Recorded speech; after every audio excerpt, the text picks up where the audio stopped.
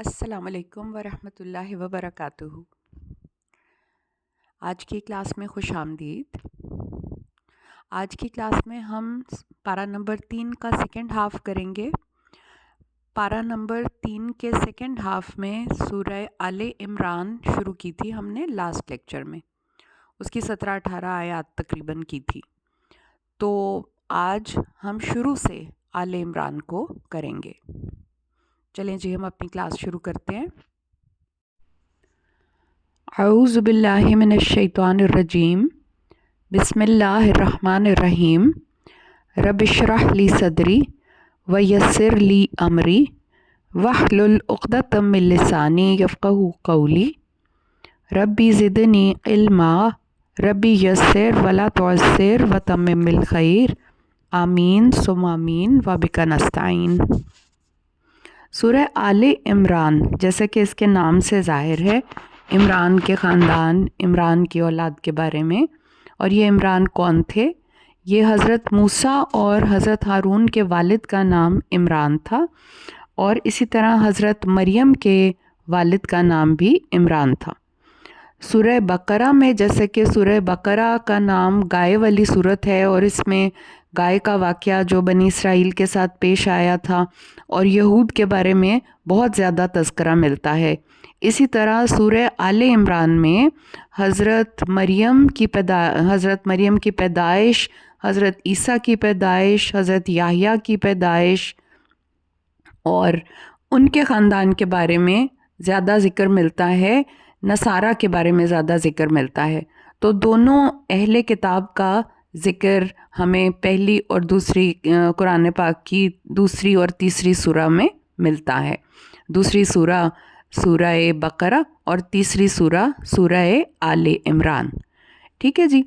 اب ہم نے جب سورہ بقرہ شروع کی تھی تو اس کے فضیلت کی ایک ہم نے حدیث پڑھی تھی، اور وہی حدیث اس سورہ کی آغاز میں آپ کو سناتی ہوں کہ رسول اللہ صلی اللہ علیہ وآلہ وسلم نے فرمایا، سورہ بقرہ اور سورہ آل عمران، یعنی ترغیب دی تھی آپ نے کہ ان کو پڑھا کرو، اور ان کو کہا تھا الزہراوین، دو جگمگانے والی صورتیں، اور آپ نے فرمایا تھا کہ انہیں پڑھا کرو، قیامت کے دن وہ اس حال میں آئیں گی جیسے دو بادل یا دو سائبان یا پرندوں کے دو جھنڈ، اور اپنے پڑھنے والوں کی طرف سے یعنی اللہ تعالیٰ سے اس کی مغفرت کے لیے جھگڑا کریں گی، یعنی جو اس کی پڑھتا ہوگا، اس کی تلاوت کرتا ہوگا، جو اس کو پڑھتا ہوگا۔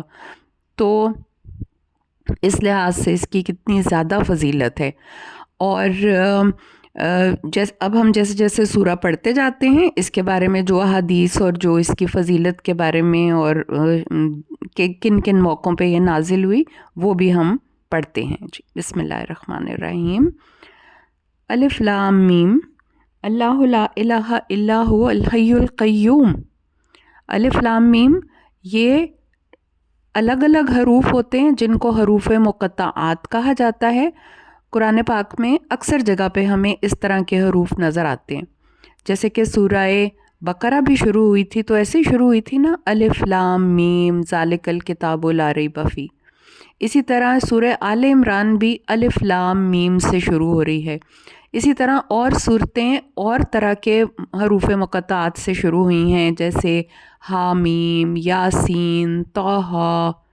ٹھیک ہے، تو یہ حروف مقطعات ہوتے ہیں جن کے معنی اللہ تعالیٰ بہتر جانتے ہیں، کیونکہ ان کے معنی رسول پاک صلی اللہ علیہ وآلہ وسلم نے بھی ہمیں نہیں سکھائے کہ کیا ان کے معنی ہیں، بس یہ الگ حروف ہیں، آپ سمجھ لیں کہ یہ اللہ تعالیٰ ان کے معنی بہتر جانتے ہیں۔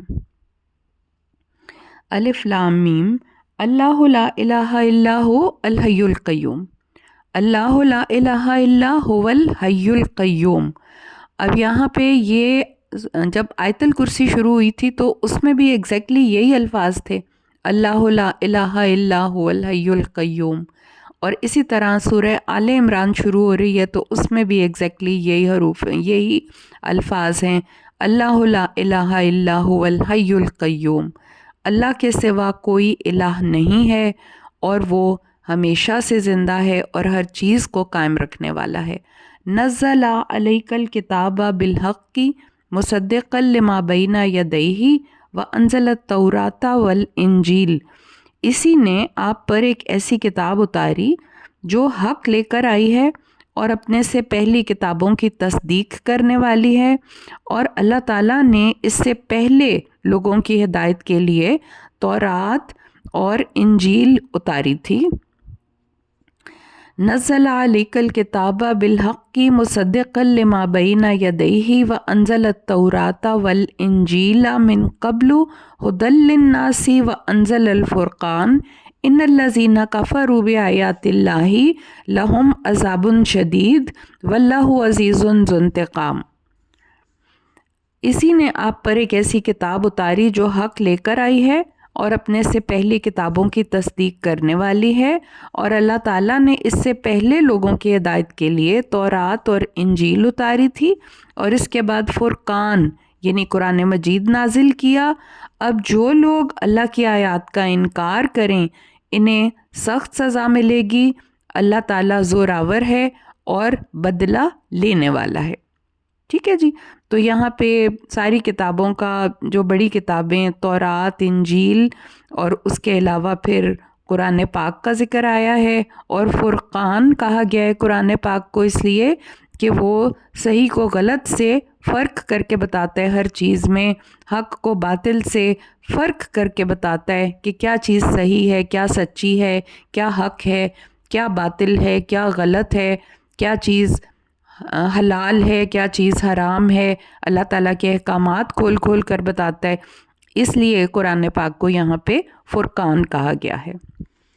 اور پھر ساتھ ہی اللہ تعالیٰ کی رحم کی صفات ہیں، رحمان ہے، رحیم ہے، رؤوف ہے، اور اللہ تعالیٰ بہت شفقت کرتا ہے اپنے بندوں کے ساتھ، لیکن ساتھ ساتھ ہی اللہ تعالیٰ کی ایک صفت یہاں پہ یہ بتائی گئی ہے، عزیز ہے، اور عزیز ذو انتقام کہ زور آور ہے اور بدلہ لینے والا ہے، یعنی کہ اللہ تعالیٰ کا عذاب بھی بہت سخت ہے۔ اللہ تعالیٰ ہمیں معاف کریں، اور ہم کبھی بھی ایسے نہ ہوں کہ اللہ تعالیٰ کا غضب یا اللہ تعالیٰ کا غصہ ہم پر آئے یا اللہ تعالیٰ کی ناراضگی ہم پر آئے، اور ہم اللہ تعالیٰ سے دعا کرتے ہیں کہ جب ہم اللہ تعالیٰ کے حضور پیش ہوں تو اللہ تعالیٰ ہم سے راضی ہو۔ ٹھیک ہے جی، اب اگلی آیت کرتے ہیں۔ ان اللہ لا یخفی علیہ شیء فی الارض ولا فی السماء، اللہ وہ ہے جس سے کوئی چیز خواہ وہ زمین میں ہو یا آسمان میں پوشیدہ نہیں رہ سکتی۔ هو الذی یصورکم فی الارحام کیف یشاء، وہی تو ہے جیسے چاہتا ہے ماؤں کے پیٹ میں تمہاری صورتیں بناتا ہے۔ اب یہ اللہ تعالیٰ کی ایک قدرت کا ایک بہت اعلیٰ نمونہ ہے انسان کی، جس طرح سے ماں کے پیٹ میں اندر ہر چیز اس کی ایسے خوبصورتی سے، اس کے نقوش، اس کے باڈی پارٹس، اور اس کو جس طرح سے ہماری کمپلیکس باڈی ہے وہ ساری کی ساری اللہ تعالیٰ جیسے کوئی مصور ایک چیز تخلیق کر رہا ہوتا ہے، اس طرح اللہ تعالیٰ جیسے چاہتا ہے ماؤں کے پیٹ میں انسان کی تخلیق کرتا ہے۔ لا الہ الا هو العزیز الحکیم، اور اس کے سوا کوئی الہ نہیں، وہ زبردست ہے اور حکمت والا ہے۔ هو الذی انزل علیک الکتاب منہ آیات محکمات ہن ام الکتاب و اخر متشابہات، وہی تو ہے جس نے آپ پر کتاب نازل کی جس کی کچھ آیات تو محکم ہیں اور یہی کتاب کی اصل بنیاد ہیں، اور دوسری متشابہات ہیں۔ اب کل اس چیز کو ہم ڈیٹیل سے میں آپ کو نہیں بتا سکی تھی کہ محکم آیات کیا ہوتی ہیں اور متشابہات کیا ہوتی ہیں۔ تو محکم کا مطلب ہوتا ہے ایسی آیات جس کا معنی بالکل واضح ہوتا ہے، کلیئر ہوتا ہے، اور اس میں کسی قسم کا کوئی شک و شبے کی گنجائش نہیں ہوتی، اور نہ ہی ان کا کوئی دوسرا مطلب لیا جا سکتا ہے۔ جیسے فار ایگزامپل اگر حلال اور حرام کے بارے میں بتایا ہے اللہ تعالیٰ نے تو کلیئرلی بتا دیا ہے۔ اسی طرح جو احکام دیے ہیں زکوٰۃ کے بارے میں یا طلاق کے بارے میں یا وراثت کے بارے میں، جو تمام احکامات ہیں وہ بالکل کلیئرلی کہ ایسے کرنا ہے، ایسے نہیں کرنا۔ تو ان محکمات جو آیات ہوتی ہیں ان سے انسان کو پوری رہنمائی مل جاتی ہے، کیونکہ قرآن پاک ایک ایسی کتاب ہے نا کہ جو کہ انسان کی ہدایت کے لیے آئی ہے. تو یہ جو محکم آیات ہیں، محکمات جن کو کہتے ہیں، ان سے انسان کو پوری رہنمائی مل جاتی ہے کہ ہم نے اپنی زندگی کیسے گزارنی ہے. اور جو متشابہات ہوتی ہیں وہ ایسی آیات ہوتی ہیں جن کا معنی سمجھنا انسان کی عقل سے باہر ہوتا ہے. ہم انسان کی عقل کو عقل کل تو نہیں کہہ سکتے کہ مکمل طور پہ انسان ہر چیز کو سمجھ سکتا ہے اور ہر چیز کے بارے میں جان سکتا ہے. انسان کا علم بہت تھوڑا ہے اللہ تعالیٰ کے علم کے مقابلے میں. تو جب اللہ تعالیٰ ان کی کچھ آئیڈیا دینا چاہتے ہیں تو ایسے الفاظ استعمال کرتے ہیں کہ انسان اپنی عقل سے ان کو سمجھ سکے. ٹھیک ہے نا؟ تو اس لیے پھر ان کا کلیئرلی ان کا معنی ہمیں پتہ نہیں چل سکتا. ایسی آیات عموماً کیسی ہوتی ہیں؟ جیسے اللہ تعالیٰ کی ذات کے بارے میں ہے، جیسے عرش کے بارے میں ہے، ٹھیک ہے، جیسے کرسی، واسع کرسیہ السماوات والارض. تو اب ہمیں سمجھانے کے لیے ایک لفظ استعمال کیا گیا ہے نا، کرسی یہاں پہ، یا عرش ایک اونچی جگہ. تو اسی طرح اللہ تعالیٰ کا چہرہ، اللہ کے ہاتھ بھی ادک الخیر، کہ اللہ کے ہاتھ میں سب خیر ہی خیر ہے. تو اب اس طرح کی مثالیں جو ہیں، ایک اور قرآن پاک میں آیت آتی ہے کہ جب قیامت کا دن آئے گا تو اللہ تعالیٰ زمین آسمان کو ایسے کر کے لپیٹ دیں گے جیسے کوئی کاغذوں کا ایک دستہ ہوتا ہے جس کو لپیٹ دیا جاتا ہے. تو اس طرح کی مثالوں سے ہمیں صرف ایک کسی چیز کے بارے میں کوئی آئیڈیا دینے کے بارے میں یہ بات بتائی جاتی ہے. تو اس لیے ان آیات کے بارے میں ہمارا کیا ایٹیٹیوڈ ہونا چاہیے کہ ہم ان پہ ایمان لے آئیں اور ان سے غلط سلط معنی نکالنے کی کوشش نہ کریں اور غلط سلط ان کی انٹرپریٹیشنز دینے کی کوشش نہ کریں.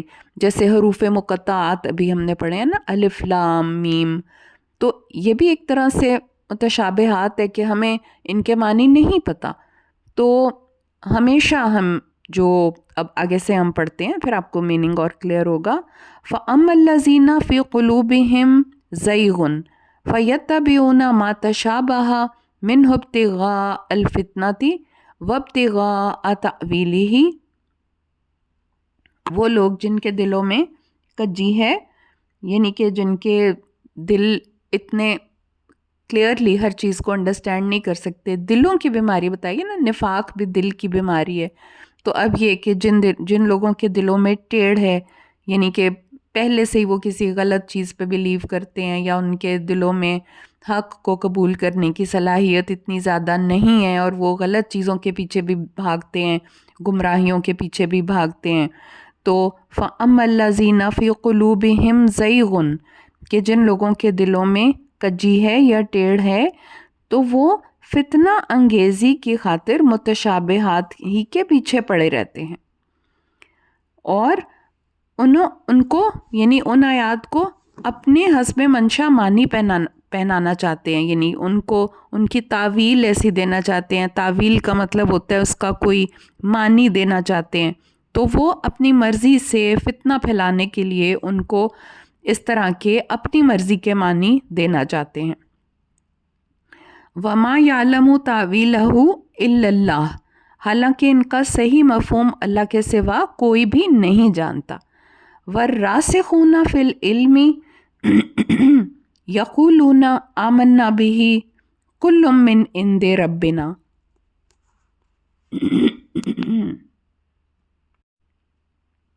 وَمَا يَذَّكَّرُ إِلَّا أُولُو الْأَلْبَابِ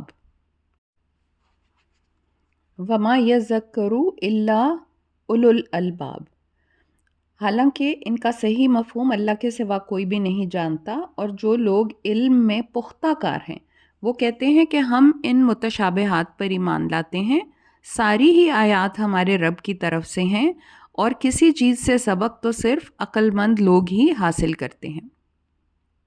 اب یہاں پہ ایک طرف گمراہ قسم کے جو لوگ ہیں ان کا ذکر کیا گیا ہے اور ایک علم میں پختہ کار جو لوگ ہیں، وَالرَّاسِخُونَ فِي الْعِلْمِ، جن کا علم بڑا پختہ ہے. تو وہ لوگ ایسے نہیں کرتے، اور وہ دعا کیا کرتے ہیں، ربنا لا تزغ قلوبنا بعد اذ ہدیتنا وہب لنا من لدنک رحمہ انک انت الوہاب۔ اے ہمارے رب، ہدایت دینے کے بعد ہمارے دلوں کو کج رو نہ بنا، کج رو کا مطلب ٹیڑھی گمراہ صورتوں کی طرف نہ نکال، اور اپنے پاس سے رحمت عطا کر، بلا شبہ تو ہی سب کچھ عطا کرنے والا ہے۔ یعنی کہ یہ جو راسخون فی العلم ہے، یہ ان کی بات بتائی جا رہی ہے کہ وہ اللہ سے دعا بھی کرتے رہتے ہیں کہ یا اللہ تعالیٰ کہیں ہماری سوچ غلط نہ ہو جائے، کہیں ہماری سمجھ میں کوئی ہم غلط طرف نہ چل پڑیں انجانے میں، اور کہیں ہمارا انجام پھر ان لوگوں جیسا نہ ہو۔ ربنا انک جامع الناس لیوم لا ریب فیہ ان اللہ لا یخلف المیعاد۔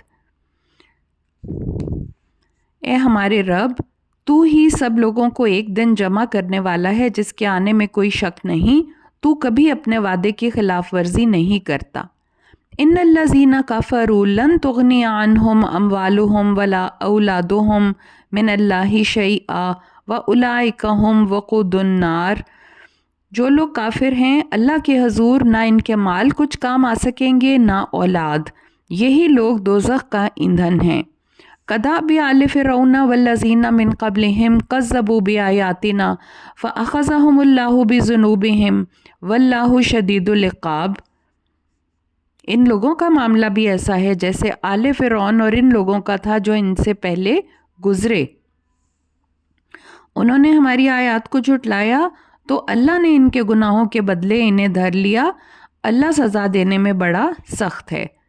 قل للذین کفروا ستغلبون وتحشرون الی جہنم وبئس المہاد۔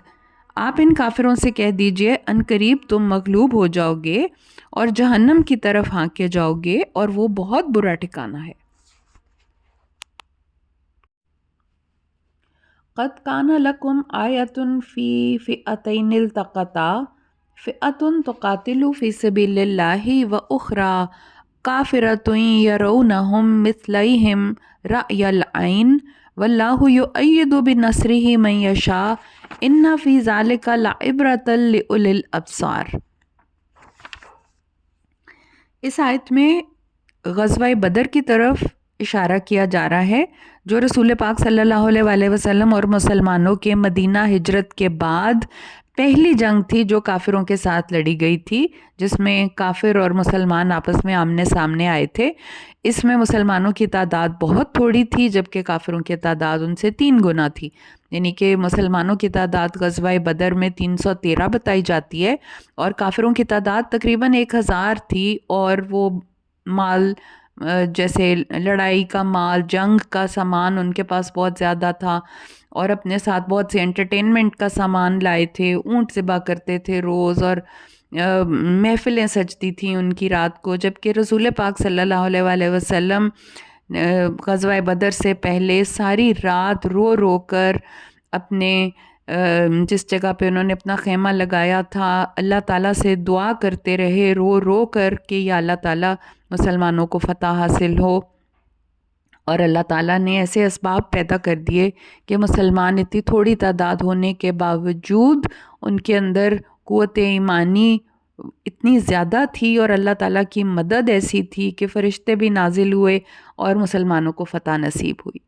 ٹھیک ہے، تو اب ایک ان کے جو اسباب اللہ تعالیٰ نے جیسے روب کافروں کے دلوں پہ پیدا کر دیا نا، تو ظاہری آنکھوں سے مسلمانوں کو اپنے سے دگنا دیکھ رہے تھے وہ، اور اللہ تعالیٰ چاہتا ہے کہ اللہ تعالیٰ بتا رہے ہیں کہ اللہ تعالیٰ تو اپنی مدد سے اسی کی تائید کرتا ہے جسے وہ چاہتا ہے۔ اس واقعے میں صاحب نظر لوگوں کے لیے سامان عبرت ہے، یعنی کہ جو لوگ عقل کی آنکھ سے دیکھتے ہیں۔ زُيِّنَ لِلنَّاسِ حُبُّ الشَّهَوَاتِ مِنَ النِّسَاءِ وَالْبَنِينَ وَالْقَنَاطِيرِ الْمُقَنطَرَةِ مِنَ الذَّهَبِ وَالْفِضَّةِ وَالْخَيْلِ الْمُسَوَّمَةِ وَالْأَنْعَامِ وَالْحَرْثِ ذَلِكَ مَتَاعُ الْحَيَاةِ الدُّنْيَا وَاللَّهُ عِندَهُ حُسْنُ الْمَآبِ۔ لوگوں کے لیے خواہشات نفس سے محبت، جیسے عورتوں سے، بیٹوں سے، سونے اور چاندی کے جمع کردہ خزانوں سے، نشان زدہ گھوڑوں سے، مویشیوں اور کھیتی سے محبت دل فریب بنا دی گئی ہے۔ یہ سب کچھ دنیاوی زندگی کا سامان ہے، اور جو بہتر ٹھکانہ ہے وہ اللہ تعالیٰ ہی کے پاس ہے۔ قُلْ أَنُبِّئُكُم بِخَيْرٍ مِّن ذَلِكُمْ لِلَّذِينَ اتَّقَوْا عِندَ رَبِّهِمْ جَنَّاتٌ تَجْرِي مِن تَحْتِهَا الْأَنْهَارُ خَالِدِينَ فِيهَا وَأَزْوَاجٌ مُّطَهَّرَةٌ وَرِضْوَانٌ مِّنَ اللَّهِ وَاللَّهُ بَصِيرٌ بِالْعِبَادِ۔ آپ لوگوں سے کہیے، کیا میں تمہیں ایسی چیزوں کی خبر دوں جو اس دنیاوی سامان سے بہتر ہیں؟ جو لوگ تقوی اختیار کریں، ان کے لیے ان کے رب کے پاس ایسے باغات ہیں جن کے نیچے نہریں بہہ رہی ہیں، وہ ان میں ہمیشہ رہیں گے، اور وہاں انہیں پاک صاف بیویاں میسر ہوں گی، اور اللہ تعالیٰ کی رضامندی ان سب نعمتوں سے بڑھ کر ہوگی، اور اللہ تعالیٰ اپنے بندوں کو ہر وقت دیکھ رہا ہے۔ الذین یقولون ربنا اننا آمنا فاغفر لنا ذنوبنا وقنا عذاب النار، اور جو لوگ کیا کہتے ہیں، ان کی دعا کیا ہوتی ہے ان لوگوں کی جن کا ذکر ابھی بتایا کہ ان کو جنتوں میں داخل کیا جائے گا۔ وہ کہتے ہیں، اے ہمارے رب، ہم ایمان لے آئے ہیں، لہٰذا ہمارے گناہ بخش دے اور ہمیں دوزخ کے عذاب سے بچا لے۔ تو اب قرآن پاک جب ہم پڑھتے ہیں تو ہمیں بنی بنائی اتنی پیاری خوبصورت دعائیں ملتی ہیں، جیسے ابھی ہم نے یہ پڑھی تھی، ربنا لا تزغ قلوبنا بعد اذ ہدیتنا وہب لنا من لدنک رحمہ انک انت الوہاب۔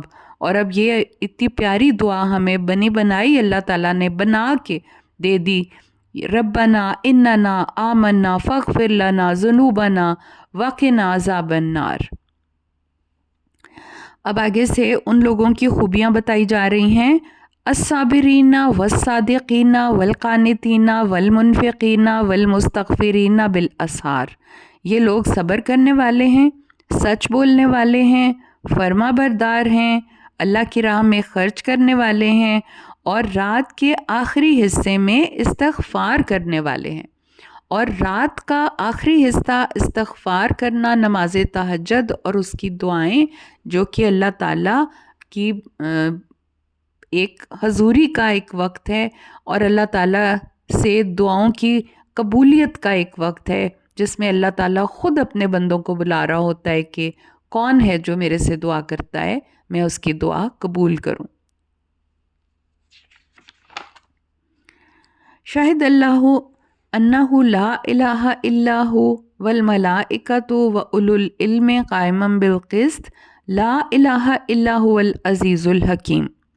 اللہ نے خود بھی اس بات کی شہادت دی ہے کہ اس کے سوا کوئی الہ نہیں ہے، اور فرشتوں نے بھی اور اہل علم نے بھی راستی اور انصاف کے ساتھ یہی شہادت دی ہے کہ اس کے سوا کوئی الہ نہیں، وہی زبردست ہے اور حکمت والا ہے۔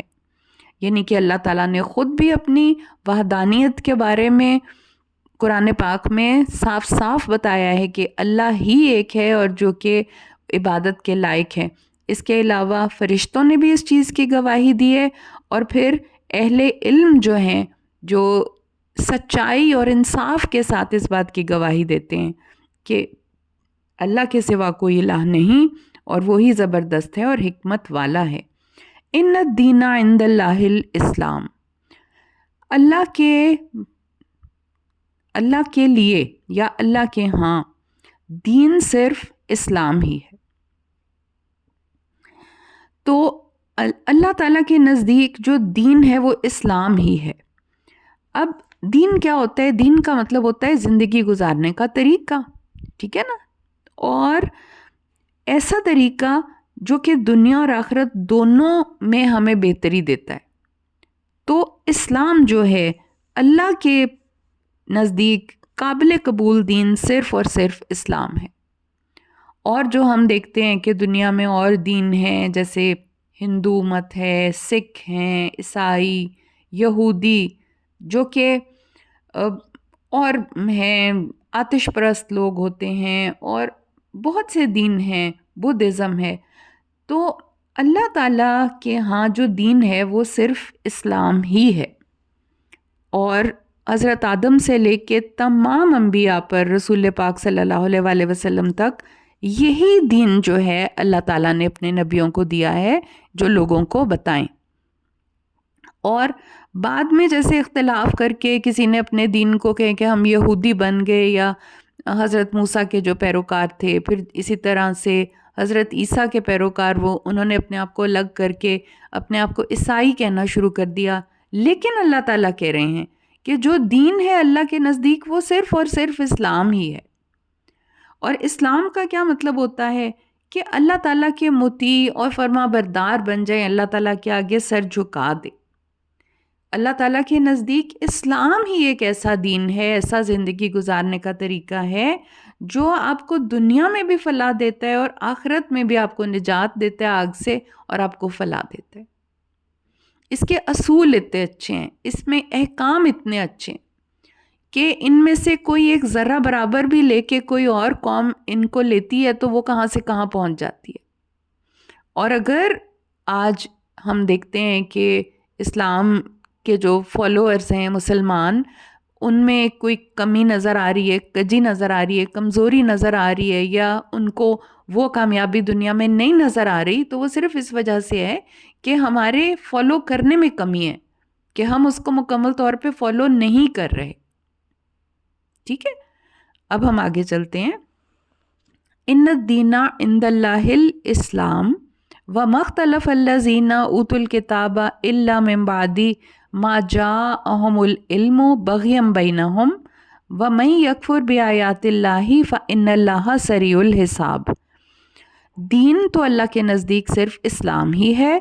اہل کتاب نے علم آ جانے کے بعد جو اختلاف کیا تو اس کی وجہ محض ان کی آپس کی ضد اور سرکشی تھی. جو شخص اللہ کی آیات سے انکار کرتا ہے تو اللہ کو اس کا حساب چکانے میں دیر نہیں لگتی. فَإِنْ حَاجُّوكَ فَقُلْ أَسْلَمْتُ وَجْهِيَ لِلَّهِ وَمَنِ اتَّبَعَنِ. اور اگر آپ سے جھگڑا کریں، فَإِنْ حَاجُّوكَ، اگر یہ اہل کتاب ان اختلافی معاملوں میں آپ سے جھگڑا کریں تو آپ کہہ دیجئے کہ میں نے بھی اللہ تعالیٰ کے سامنے سر تسلیم خم کر دیا ہے اور میرے پیروکاروں نے بھی. یعنی رسول پاک صلی اللہ علیہ وآلہ وسلم سے اگر اہل کتاب یہود و نصارہ جھگڑا کریں تو آپ ان سے کہہ دیں کہ آپ صلی اللہ علیہ وآلہ وسلم اور آپ کے جو پیروکار ہیں، آپ کی امتی ہیں، انہوں نے اپنا سر اللہ کے آگے جھکا دیا ہے. وَقُلِ الَّذِينَ أُوتُوا الْكِتَابَ وَالْأُمِّيِّينَ أَأَسْلَمْتُمْ، اور آپ ان اہل کتاب اور غیر اہل کتاب ان دونوں سے پوچھئے کیا تم بھی اللہ کے فرما بردار بنتے ہو.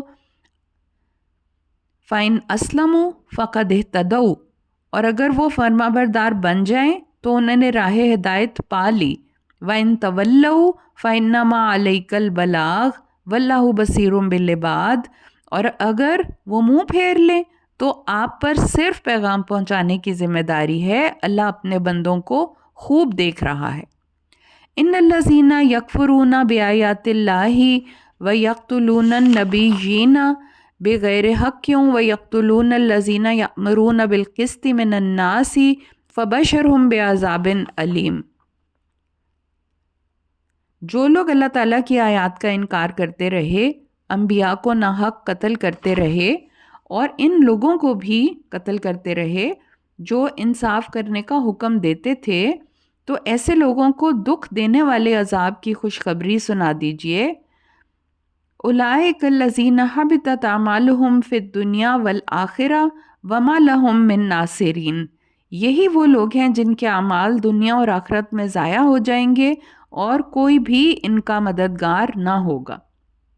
اب یہاں پہ اہل کتاب کے بارے میں یہ روایات میں آتا ہے کہ یہود اپنے انبیاء کے قتل میں بہت سرکش اور دلیر ہوتے تھے، اور انبیاء کا اور صالحین کے قتل کا کام، کیونکہ رسول پاک صلی اللہ علیہ وآلہ وسلم کو بھی مارنے کی کوششیں کی گئیں، آپ کو جان سے مارنے کی کوششیں کی گئیں. اسی طرح ان کے یہود کے جو پچھلے دور کے جو یہود تھے انہوں نے اپنے انبیاء کو قتل بھی کیا، اور یہ واقعات بہت مشہور بھی تھے، یہود انہیں جانتے بھی تھے اور روایات سے پتہ چلتا ہے کہ بنی اسرائیل نے اپنے 43 پیغمبروں کو ایک ہی دن صبح کے وقت قتل کیا، اور پھر جو نیک لوگ ان کو صحیح بات کی بارے میں بتاتے تھے، یہ ٹھیک ہے یہ غلط ہے، اور احتجاج کرتے تھے کہ انبیاء کو ناحق قتل نہ کرو، تو ان صالحین میں سے 170 جو لوگ تھے ان کو اسی شام کو قتل کر دیا۔ مطلب یہ ایک روایت ہے جس سے پتہ لگتا ہے کہ وہ اپنے انبیاء کو، جیسے حضرت یحییٰ کو انہوں نے قتل کروا دیا تھا، یہود نے حکومت سے مل کے کوئی نہ کوئی ایسا مقدمہ بنوا دیتے نبی کے اوپر کہ اس کو قتل کی سزا، موت کی سزا دے دی جاتی۔ اسی طرح حضرت عیسیٰ کے بھی خلاف ہو گئے تھے، اور حکومت کے ساتھ مل کے حضرت عیسیٰ کو بھی سولی چڑھانے کی، صلیب چڑھانے کی انہوں نے سازش کی۔ وہ تو اللہ تعالیٰ نے ایسا معاملے کو مشتبہ بنا دیا کہ کوئی اور شخص حضرت عیسیٰ کی جگہ اس کو لے گئے پکڑ کے اور اس کو سولی چڑھا دیا۔ حضرت عیسیٰ کو اللہ تعالیٰ نے آسمانوں کی طرف اٹھا لیا۔ تو یہ والے واقعات جو ہیں ان کے بارے میں اب بتایا جا رہا ہے کہ فَبَشِّرْهُمْ بِعَذَابٍ علیم، کہ ان لوگوں کو عذاب کی، دردناک عذاب کی خوشخبری سنا دیجئے۔ ان کے اعمال دنیا اور آخرت میں ضائع ہو جائیں گے اور ان کا کوئی بھی مددگار نہ ہوگا۔ اولئک الذین حبطت اعمالهم فی الدنیا والآخرہ وما لهم من ناصرین۔ الم تر الی الذین اوتوا نصیبا من الکتاب یدعون الی کتاب اللہ لیحکم بینہم ثم تولی فریق منہم وہم موردون۔ کیا آپ نے ان لوگوں کے حال پر غور نہیں کیا جنہیں کتاب کا کچھ حصہ ملا، کتاب کے علم کا کچھ حصہ ملا؟ انہیں اللہ کی کتاب کی طرف بلایا جاتا ہے کہ وہ ان کے درمیان فیصلہ کر دے، تو ان کا ایک گروہ منہ پھیر لیتا ہے اور وہ کتاب کے فیصلے سے اعراض کرنے لگتے ہیں۔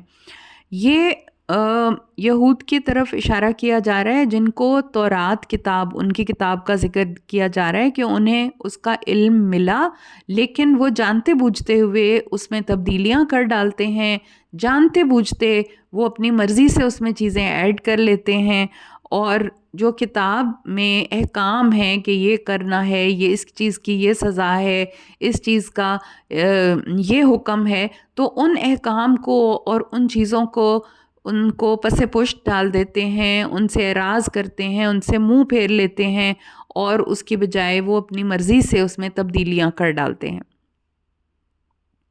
ذالک بانہم قالوا لن تمسنا النار الا ایاما معدودات وغرہم فی دینہم ما کانوا یفترون۔ اس کی وجہ یہ ہے کہ وہ کہتے ہیں کہ سوائے گنتی کے چند دن کے دوزخ کی آگ انہیں ہرگز نہ چھوئے گی، اور اپنے دین کی ان خود ساختہ باتوں نے انہیں دھوکے میں مبتلا کر رکھا ہے۔ اتنی ڈٹائی سے اور اتنی سرکشی سے اللہ تعالیٰ کے احکامات کا انکار اس لیے کرتے ہیں کہ وہ کہتے ہیں کہ دوزخ کی آگ ہمیں نہیں چھوئے گی، اور ان چیزوں نے انہیں دھوکے میں ڈال رکھا ہے۔ یعنی یہ تو ایک بالکل ایک غلط بات ہے جو انہوں نے اپنے دلوں میں خود ہی بنا لی ہے، اور اس بات نے ان کو دھوکے میں ڈال رکھا ہے اس دنیا کی زندگی میں۔ وہ ہر برائی بڑی ڈٹائی کے ساتھ کر لیتے ہیں۔ تو آگے سے اب ہم پڑھتے ہیں فَكَيْفَ إِذَا جَمَعْنَاهُمْ لِيَوْمٍ لَا رَيْبَ فِيهِ وَوُفِّيَتْ كُلُّ نَفْسٍ مَّا كَسَبَتْ وَهُمْ لَا يُظْلَمُونَ۔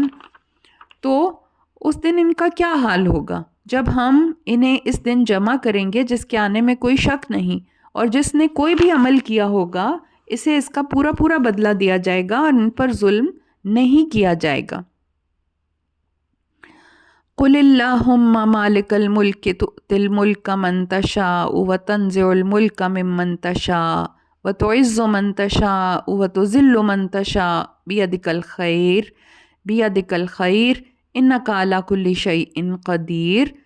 تو یہ بہت ہی ایک جامع قسم کی ایک آیت ہے اور ایک دعا بھی ہے ایک طرح سے، کہ جس میں اللہ تعالیٰ کی مکمل حاکمیت کے بارے میں بتایا جا رہا ہے، اللہ تعالیٰ کی مکمل قدرت کے بارے میں بتایا جا رہا ہے کہ آپ کہہ دیجئے کہ اے اللہ ملک کے مالک، ملک یہاں مطلب ہے کہ پوری کائنات کی جو سلطنت ہے، بادشاہی ہے، تو اس کا مالک ہے، مالک الملک ہے، اور تو جس سے چاہتا ہے حکومت عطا کرتا ہے اور جس سے چاہتا ہے تو چھین لیتا ہے۔ اور جسے چاہے تو عزت دیتا ہے اور جسے چاہے تو ذلیل کر دیتا ہے، اور سب بھلائی سب خیر تیرے ہی ہاتھ میں ہے، اور یقیناً تو ہر چیز پر قادر ہے۔ تولج اللیل فی النہار وتولج النہار فی اللیل وتخرج الحی من المیت وتخرج المیت من الحی وترزق من تشاء بغیر حساب۔ تو رات کو دن میں اور دن کو رات میں داخل کرتا ہے، اور بے جان سے جاندار کو اور جاندار سے بے جان کو نکالتا ہے، اور جسے تو چاہے بے حساب رزق دیتا ہے۔ لا يتخذ المؤمنون الكافرین اولیاء من دون المؤمنین ومن يفعل ذلك فلیس من اللہ فی شیء الا ان تتقوا منہم تقاتا ویحذرکم اللہ نفسہ وإلی اللہ المصیر۔ تو اب کیونکہ یہ پہلی والی جو ابھی ہم نے آیات پڑھی ہیں قل اللہم والی، تو اس میں بھی اللہ تعالیٰ کی مکمل حاکمیت کے بارے میں بتایا جا رہا ہے، اور یہ بتایا جا رہا ہے کہ سب کچھ جو ہے عزت ذلت اقتدار سب اللہ کے قدرت میں ہے، اور جو لوگ مسلمانوں پہ آج جب وہ کمزور ہیں تو ان پہ طنز کر رہے ہیں دور نبوی میں، تو ایک وقت ایسا آئے گا کہ اللہ کی مدد سے وہ پوری دنیا پہ رول کرنے والے بھی بن جائیں گے، یعنی کہ اپ اینڈ ڈاؤن، کبھی کوئی اوپر چلا جاتا ہے کبھی کوئی نیچے چلا جاتا ہے۔ اور اب اگلی آیت ہم پڑھتے ہیں کہ اس میں ایک بہت بڑا پوائنٹ بتایا جا رہا ہے کہ مومنوں کو اہل ایمان کو چھوڑ کر کافروں کو ہرگز دوست نہیں بنانا چاہیے، اور جو ایسا کرے گا اسے اللہ سے کوئی واسطہ نہیں، الا یہ کہ تمہیں کافروں سے بچاؤ کے لیے کسی قسم کا طرز عمل اختیار کرنا پڑے۔ اب مومنوں کو انڈیویجول لیول پہ بھی، اور کوئی مومنوں کے گروپ کو بھی، اور کوئی مومنوں کے کسی حکومت یا جس طرح سے ہے کوئی اسٹیٹ ہے اس طرح سے بھی، ہر طرح سے یہ بتایا جا رہا ہے کہ اپنا دلی دوست نہ بنائیں کافروں کو۔ اس کی وجہ بھی پھر آگے سے اللہ تعالیٰ بتا دیں گے کہ کیا ہے وجہ، اور یہاں پہ یہ بتایا جا رہا ہے کہ اگر کوئی ایسی سچویشن ہے کہ آپ کو یہ ڈر ہے کہ وہ آپ کو نقصان پہنچائیں گے، تو پھر آپ ان سے ظاہری قسم کے ایک تعلقات، لین دین کا تعلقات، جیسے تجارت کے تعلقات ہوتے ہیں، یا اور ہوتا ہے کوئی اس طرح کا معاملہ جیسے حکومتی سطح پہ کوئی ہو رہے ہوتی ہیں باتیں، یا تو ایسی صورت میں کافروں کے ساتھ وہ اپنا جو ہے ڈیلنگز بھی کر سکتے ہیں، معاہدے بھی کر سکتے ہیں، لیکن ان کو اپنا دلی دوست نہ بنائیں۔ اور اللہ تعالیٰ یہاں پہ فرما رہے ہیں وَيُحَذِّرُكُمُ اللَّهُ نَفْسَهُ، یعنی اللہ تعالیٰ تمہیں اپنے آپ سے ڈراتا ہے، مطلب یہ کہ اتنا بھی نہ ان سے ڈرو کہ ان کے ڈر کی وجہ سے ہی ہر وقت ان کی طرف دوستی کا ہاتھ بڑھاتے رہو، بلکہ اللہ سے ڈرو۔ قُلْ إِن تُخْفُوا مَا فِي صُدُورِكُمْ أَوْ تُبْدُوهُ يَعْلَمْهُ اللَّهُ وَيَعْلَمُ مَا فِي السَّمَاوَاتِ وَمَا فِي الْأَرْضِ وَاللَّهُ عَلَى كُلِّ شَيْءٍ قَدِيرٌ۔ آپ کہہ دیجئے جو کچھ تمہارے دلوں میں ہے اسے تم چھپاؤ یا ظاہر کرو، اللہ اسے خوب جانتا ہے، اور وہ جو کچھ آسمانوں اور زمین میں ہے اسے بھی جانتا ہے، اور اللہ تعالیٰ ہر چیز پر قادر ہے۔ یوم تجد کل نفس ما عملت من خیر محضرا وما عملت من سوء تود لو ان بینها وبینہ امدا بعیدا ویحذرکم اللہ نفسہ واللہ رؤوف بالعباد۔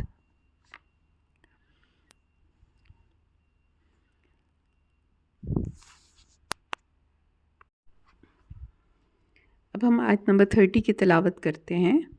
یوم تجد کل نفس ما عملت من خیر محضرا وما عملت من سوء تود لو ان بینها وبینہ امدا بعیدا ویحذرکم اللہ نفسہ واللہ رؤوف بالعباد۔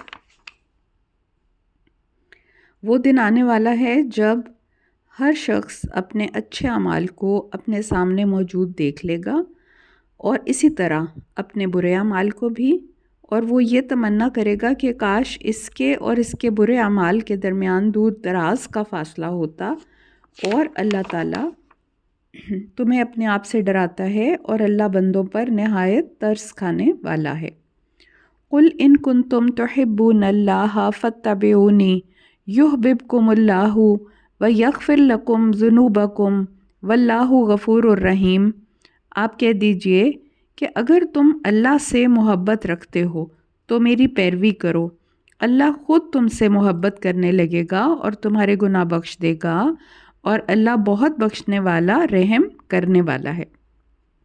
اب یہاں پہ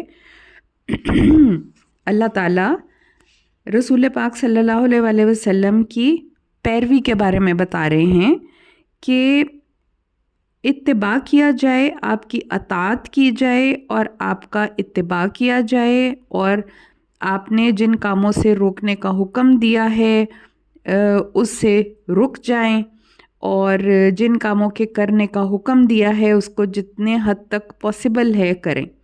اس کے بارے میں آپ کو ایک حدیث بتاتی ہوں کہ آپ صلی اللہ علیہ وآلہ وسلم نے فرمایا، میں جس کام کا سے تمہیں روکوں اس سے رک جاؤ، اور جس بات کا حکم دوں اس کو اپنی حسب استطاعت بجا لاؤ۔ ٹھیک ہے، حسب استطاعت کا مطلب ہے کہ جتنا آپ کے پاسبل حد تک آپ نیکی کے کام کر سکتے ہیں ان میں آگے بڑھیں، لیکن برائی کے کام میں یہ بتایا گیا ہے کہ جس کام سے روکیں اس سے مکمل طور پہ رک جائیں۔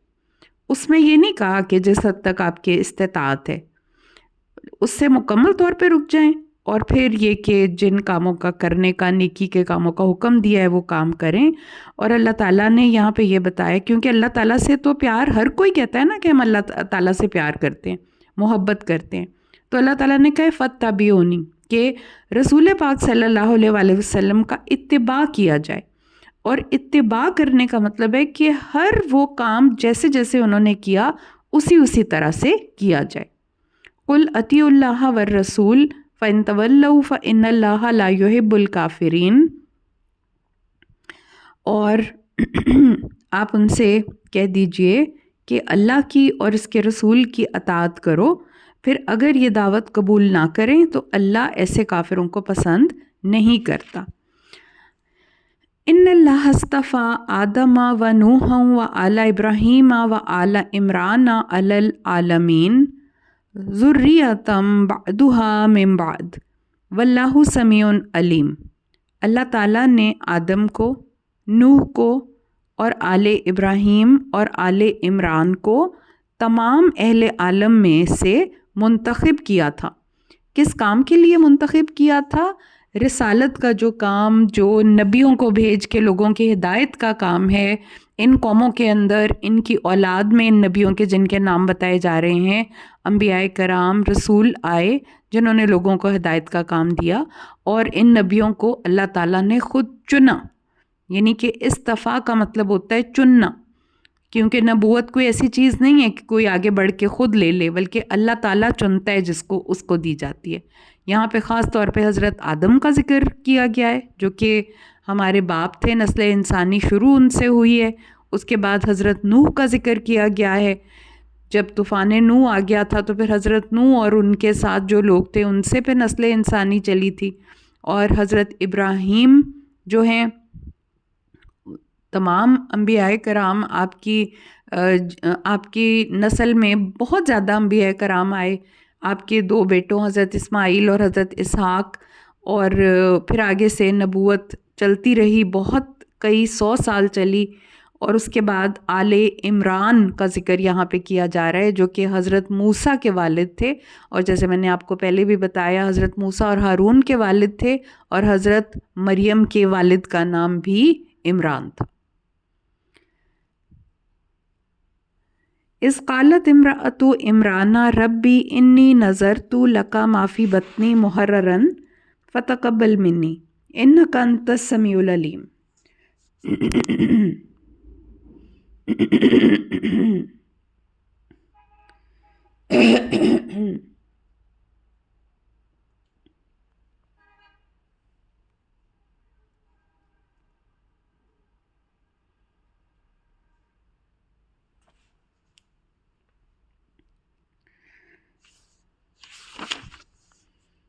اب یہاں پہ حضرت مریم کی جو والدہ ہیں ان کے بارے میں بتایا جا رہا ہے کہ جب عمران کی بیوی نے دعا کی تھی کہ اے میرے رب، میں نے منت مانی ہے کہ جو کچھ میرے بطن میں ہے اسے میں نے تیرے لیے وقف کر دیا، سو میری اس منت کو قبول فرما، بلا شبہ تو ہر ایک کی سننے اور جاننے والا ہے۔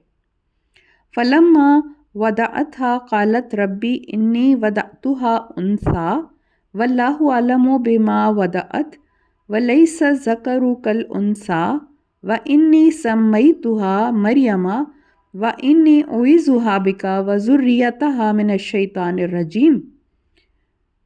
پھر جب بچی پیدا ہوئی تو کہنے لگی میرے ہاتھوں لڑکی پیدا ہو گئی، حالانکہ جو کچھ اس نے جنا اسے اللہ خوب جانتا تھا، اور لڑکا لڑکی کی طرح نہیں ہوتا۔ اب میں نے اس کا نام مریم رکھ دیا ہے اور اس کو اور اس کی اولاد کو شیطان مردود سے تیری پناہ میں دیتی ہوں۔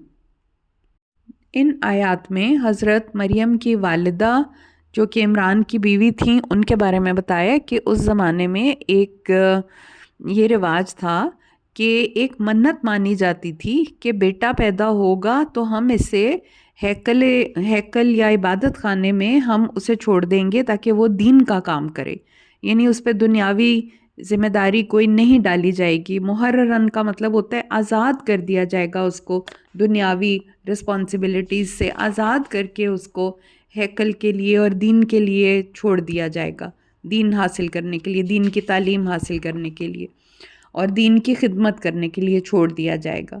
اور اس زمانے میں جو بنی اسرائیل کے عبادت کی جگہ ہوتی تھی اس کو ہیکل بھی کہتے تھے اور اس کو عبادت کی جگہ۔ تو حضرت مریم کی والدہ نے یہ منت مانی اور پھر ان کے بیٹی پیدا ہوئی تو انہوں نے کہا کہ اس وقت تک بیٹیوں کو اس طرح سے نہیں چھوڑا جاتا تھا دین کے لیے، تو اللہ تعالیٰ سے انہوں نے جب یہ دعا کی کہ یا اللہ میں نے تو بیٹی پیدا کی ہے، تو اللہ تعالیٰ خوب جانتے تھے کہ یہ بیٹی بھی ایک بیٹے جیسی نہیں ہو سکتی، کیونکہ اللہ تعالیٰ نے حضرت مریم سے ایک بہت اہم کام لینا تھا اور وہ تھا حضرت عیسیٰ کی معجزانہ پیدائش کا، کیونکہ اللہ تعالیٰ جانتے تھے۔ تو اسی لیے اللہ تعالیٰ کہتے ہیں کہ فَتَقَبَّلَهَا رَبُّهَا بِقَبُولٍ حَسَنٍ وَأَنبَتَهَا نَبَاتًا حَسَنًا وَكَفَّلَهَا زَكَرِيَّا كُلَّمَا دَخَلَ عَلَيْهَا زَكَرِيَّا الْمِحْرَابَ وَجَدَ عِندَهَا رِزْقًا قَالَ يَا مَرْيَمُ أَنَّ لَكِ هَٰذَا قَالَتْ هُوَ مِنْ عِندِ اللَّهِ إِنَّ اللَّهَ يَرْزُقُ مَن يَشَاءُ بِغَيْرِ حساب۔ چنانچہ اس کے رب نے اس منت کو بخوشی قبول فرما لیا اور نہایت اچھی طرح نشو و نما کی، اور حضرت زکریا کو ان کا سرپرست بنا دیا۔ جب بھی زکریا مریم کے کمرے میں داخل ہوتے تو ان کے پاس کوئی کھانے پینے کی چیز موجود پاتے، وہ پوچھتے مریم یہ تجھے کہاں سے ملا؟ وہ کہہ دیتی اللہ کے پاس سے، بلا شبہ اللہ جسے چاہے بے حساب رزق دیتا ہے۔ تو حضرت مریم جب بہت چھوٹی تھیں تو اپنی والدہ کے پاس ہی رہی ہوں گی اپنے گھر میں، لیکن جب تھوڑی بڑی ہوئیں، الگ رہنے کے قابل ہوئیں، تو عبادت گاہ میں محراب، چھوٹے چھوٹے کمرے جو کہ عمارت کے اوپرلے حصے میں بنے ہوتے تھے، جن میں اس طرح کے لوگ رہتے تھے جن کو جو آزاد کردہ گھروں سے اور جو دین کی تعلیم حاصل کرنے کے لیے ہیکل کے اندر رہائش پذیر ہوتے تھے۔ تو حضرت زکریا جو حضرت مریم کے حقیقی خالو تھے، ان کی خالہ کے ہسبینڈ تھے حضرت مریم کی، تو انہوں نے ان کی سرپرستی کی تھی، وہ بھی اس ہیکل کے وہاں پہ تھے۔ ان کو جو اس زمانے میں ان کو کہا جاتا تھا نا کہ وہاں کے کاہن تھے یا وہاں کے بزرگ تھے جو وہاں پہ تعلیم دیتے ہیں، تو تورات کے نسخے بھی لکھتے تھے اپنے ہاتھ سے۔ اس طرح کے اور بھی لوگ تھے، حضرت زکریا کے علاوہ اور بھی لوگ تھے، نہایت ہی نیک اور بزرگ قسم کے لوگ تھے جو وہاں پہ ہیکل میں رہتے تھے، لوگوں کو تعلیم دینے کے لیے، ہیکل کی خدمت کے لیے، عبادت کے لیے۔ تو حضرت مریم کو ان کے خالو نے اپنی سرپرستی میں لیا۔ وہ بھی آگے آیات آ رہی ہیں کہ کس طرح یہ چناؤ ہوا کہ کون آپ کی سرپرستی کرے گا حضرت مریم کی، تو اس کے لیے بھی ہم اگلی آیات میں پڑھتے ہیں۔ تو ہیکل کے یہ جو ان کے سرپرست تھے، اس کے علاوہ کسی کو اجازت نہیں تھی کہ حضرت مریم کے کمرے میں بھی داخل ہو سکے، یعنی ان کے وہ محراب یا وہ جو ایک حجرہ تھا اس میں داخل ہو سکے، کسی کو اس چیز کی اجازت نہیں تھی سوائے حضرت زکریا کے۔ وہی کھانے پینے کا سامان حضرت مریم کے پاس لے کے آتے تھے، تو جب بھی وہ کبھی آتے تھے وہاں پہ کھانے پینے کی چیزیں، بے موسم کے پھل، ایسا رزق ان کو وہاں پہ نظر آتا تھا حضرت مریم کے پاس پہلے ہی پڑا ہوا، تو وہ پوچھتے تھے مریم تمہیں کہاں سے ملا؟ تو وہ بس خاموشی سے اتنا ہی کہہ دیتی تھی کہ یہ اللہ کی طرف سے مجھے ملا۔ تو اس موقع پہ ہنالک دعا زکریا ربہ رب قال رب ہب لی من لدنک ذریۃ طیبہ انک سمیع الدعاء۔ تو جب انہوں نے یہ بات سنی کہ اس طرح سے یہ حضرت مریم کے پاس بے موسم پھل آ جاتے ہیں اللہ کی طرف سے، اور یہ ایک کرامات کی بات ہے، تو انہوں نے دعا کی، اپنے رب سے دعا کی، میرے رب مجھے اپنی جناب سے نیک اور پاکیزہ سیرت اولاد عطا فرما دے، تو ہی دعا کو سننے والا ہے۔ فنادت الملائکۃ وہو قائم یصلی فی المحراب ان اللہ یبشرک بیحییٰ مصدقا بکلمۃ من اللہ وسیدا وحصورا ونبیا من الصالحین۔ پھر جب زکریا محراب میں کھڑے نماز ادا کر رہے تھے تو انہیں فرشتوں نے پکارا اور کہا، اللہ تعالیٰ آپ کو یحییٰ کی خوشخبری دیتا ہے جو اللہ کے ایک کلمہ یعنی حضرت عیسیٰ کی تصدیق کرنے والے ہوں گے، وہ سردار ہوگا، اپنے نفس کو روکنے والا، اور نبی ہوگا اور بہترین کردار کا مالک ہوگا۔ قالا ربی انا یکون لی غلام وقد بلغنی الکبر وامرأتی عاقر قالا کذالک اللہ یفعل ما یشاء۔ حضرت زکریا کہنے لگے، اے میرے رب، میرے ہاں لڑکا کیسے ہو سکتا ہے جبکہ میں خود بوڑھا ہو چکا ہوں اور میری بیوی بانجھ ہے؟ اللہ تعالیٰ نے جواب دیا، ہاں ایسا ہی ہوگا، اللہ جیسے چاہتا ہے کرتا ہے۔ اب یہاں پہ حضرت زکریا جو تھے وہ بے اولاد تھے اور بڑھاپے کی ایک بہت انتہائی سٹیج تک پہنچ چکے تھے، اور ان کی بیوی بانجھ تھیں، ان کو ساری زندگی اللہ نے اولاد نہیں دی تھی، اور ان کو بہت خواہش تھی کہ اللہ تعالیٰ ان کی ٹریڈیشن کو آگے بڑھاتے ہوئے اللہ ان کو ایک اولاد دیں، یعنی کہ جو ان کا کام ہے دین کی خدمت کرنا، دین کی اشاعت کرنا، دین کے لیے، اور خود اللہ نے نبوت سے بھی سرفراز فرمایا ہوا تھا، تو اللہ تعالیٰ میری اس نسل کو آگے بڑھائے اور میرا بیٹا بھی ایسا ہی مجھے دے۔ ان کو اس چیز کی خواہش تھی، بیٹے کی دعا اس لیے وہ کرتے تھے، ورنہ ان کے پاس یہ نہیں کہ کوئی دنیاوی جاہ و جلال ہے یا بڑی سلطنت ہے یا بڑی اور کوئی اس طرح کی چیز ہے جو کہ وہ اپنے بیٹے تک ٹرانسفر کرنا چاہتے تھے۔ نبیوں کی بھی ایک دعا ہوتی ہے نا، جو کہ وہ بھی اللہ کی ہی خاطر دعا کر رہے ہوتے ہیں۔ تو حضرت زکریا نے اسی وقت کھڑے کھڑے اللہ سے دعا کی، اور پھر ایک اور جگہ میں ایک اور صورت میں آتا ہے کہ انہوں نے کہا کہ یا اللہ میں تجھ سے مانگ کے کبھی نامراد نہیں رہا، وَلَمْ أَكُنْ بِدُعَائِكَ رَبِّ شَقِيًّا۔ یہ بھی حضرت زکریا کے ہی الفاظ قرآن پاک میں نقل ہوئے ہیں کہ یا اللہ میں تجھ سے مانگ کے کبھی محروم نہیں رہا۔ تو پھر فرشتوں نے ان کو خوشخبری دی کہ اللہ آپ کو بیٹا دے گا جس کا نام یحییٰ ہوگا، اور ان کی صفات، پاکیزہ صفات بتائیں۔ تو انہوں نے بے یقینی کے عالم میں، یہ نہیں کہ وہ خوشی میں جیسے انسان ہوتا ہے کہ یا اللہ تعالیٰ کیسے ہو سکتا ہے کہ میں اتنا بوڑھا ہو گیا ہوں، میری بیوی بانجھ ہے، تو اللہ تعالیٰ نے کہا ہاں ایسا ہی ہوگا، اللہ تعالیٰ جو چاہے وہ جیسا چاہے وہ کرتا ہے۔ قال رب اجعل لی آیہ قال آیتک اللہ تکلم الناس ثلاثۃ ایام الا رمزا واذکر ربک کثیرا وسبح بالعشی والابکار۔ حضرت زکریا نے عرض کیا، پروردگار میرے لیے کوئی نشانی مقرر فرما دیجئے۔ اللہ تعالیٰ نے جواب دیا، نشانی یہ ہے کہ آپ 3 دن تک لوگوں سے اشارے کے سوا بات چیت نہ کر سکیں گے۔ ان دنوں میں اپنے رب کو بہت زیادہ یاد کیجئے اور صبح شام اس کی تسبیح کیا کیجئے۔ تو اب یہ اللہ تعالیٰ نے انہوں نے نشانی مانگی جب اللہ تعالیٰ سے کہ جب یہ وقت آئے تو جب ان کا حمل ٹھہر گیا ان کی بیوی کا، تو پھر ایک نشانی ظاہر ہوئی کہ وہ ان کی زبان بند ہو گئی اور اللہ تعالیٰ سے وہ اللہ تعالیٰ کی تسبیح اور اللہ تعالیٰ کی عبادت وہ کرتے رہے، صبح شام تسبیح کرتے رہے۔ وَإِذْ قَالَتِ الْمَلَائِكَةُ يَا مَرْيَمُ إِنَّ اللَّهَ اصْطَفَاكِ وَطَهَّرَكِ وَاصْطَفَاكِ عَلَى نِسَاءِ الْعَالَمِينَ۔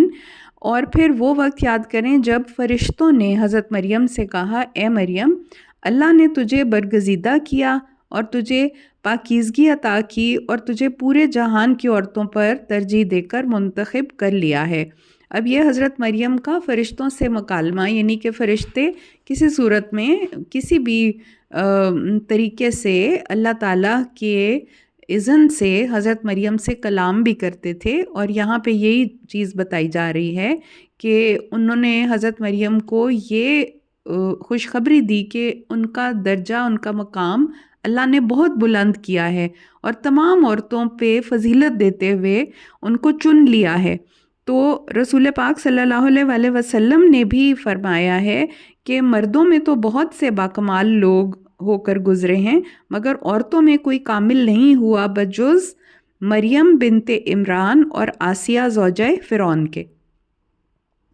تو اس کے بعد پھر فرشتوں نے حضرت مریم سے کیا کہا، یا مریم اقنتی لربکی واسجدی وارکعی مع الراکعین، مریم اپنے رب کی فرما بردار رہنا اور رکوع کرنے والوں کے ساتھ مل کر تم بھی رکوع اور سجود کیا کرو۔ ذالک من انباء الغیب نوحیہ الیک وما کنت لدیہم اذ یلقون اقلامہم ایہم یکفل مریم وما کنت لدیہم اذ یختصمون۔ یہ غیب کی خبریں ہیں جو اللہ پاک کہہ رہے ہیں محمد صلی اللہ علیہ وسلم، یہ غیب کی خبریں ہیں جو ہم آپ کی طرف وحی کر رہے ہیں۔ آپ اس وقت ان لوگوں کے پاس موجود نہ تھے جب وہ اپنے اپنے قلم اس فیصلے کی خاطر پھینک رہے تھے کہ مریم کا سرپرست کون بنے گا، نہ ہی آپ اس وقت ان کے پاس موجود تھے جب وہ آپس میں جھگڑا کر رہے تھے۔ یہ حضرت زکریا آپ حضرت مریم کے جب سرپرست بنے تھے تو ان کا جو چناؤ ہوا تھا، جب باقی کے سارے جو راہب ہیں وہ بھی چاہتے تھے، تو انہوں نے جس قلم سے اپنی تورات لکھا کرتے تھے انہوں نے ایک نکالا ڈیسیژن لینے کے لیے کہ ان کو ہم پانی کے بہتے ہوئے بہاؤ میں ڈال دیں گے، جس کا قلم رک گیا وہ مریم کی کفالت کریں گے۔ تو حضرت زکریا کا قلم رک گیا اور باقی سب کے قلم پانی کے سمت میں آگے بہہ گئے، تو یہ چیز ڈیسائیڈ ہو گئی کہ حضرت زکریا ہی حضرت مریم کی کفالت کریں گے، جبکہ وہ ان کے حقیقی خالو بھی لگتے تھے اور اس چیز کے وہ خواہش مند بھی تھے، اور لوگ بھی خواہش مند تھے کہ حضرت مریم کو اپنی سرپرستی میں لیں۔ تو اللہ تعالیٰ یہاں پہ یہ تمام جو آیات ہیں، یہ وحی ہے، یہ اس دور کے بارے میں رسول پاک صلی اللہ علیہ وسلم کو کھول کھول کر بیان فرما رہے ہیں۔ اس کے بعد اگلی آیت ہم کرتے ہیں، اذ قالت الملائکۃ یا مریم ان اللہ یبشرک بکلمۃ منہ یبشرک بکلمۃ منہ اسمہ المسیح عیسی ابن مریم وجیہا فی الدنیا والآخرۃ ومن المقربین۔